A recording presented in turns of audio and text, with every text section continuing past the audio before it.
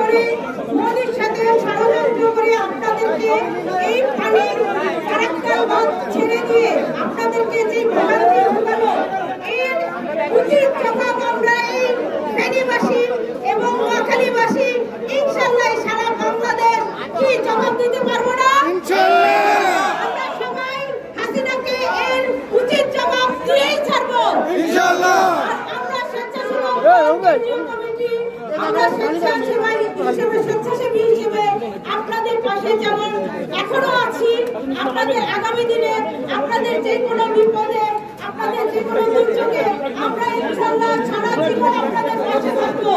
শুধু আপনারা আমাদের জন্য সবাই দোয়া করবেন, আমরা যেন আপনাদেরকে সবসময় আপনাদের পাশে থাকতে পারি সুস্থ সবলভাবে, এবং আমাদের দেশনেত্রী বেগম খালেদা জিয়াকে যেন আমরা আবার ক্ষমতায় অধিষ্ঠিত করতে পারি, তার যোগ্য সম্মান আমরা আবার ফিরিয়ে দিতে পারি। কি পারবো না? কি নোয়াখালীবাসী কি আপনারা কি জোরে বলতে পারেন না? নোয়াখালীবাসী জোরে বলুন, আমরা কি আমার নেত্রীকে আবার সেই ক্ষমতায় দেখতে পারি?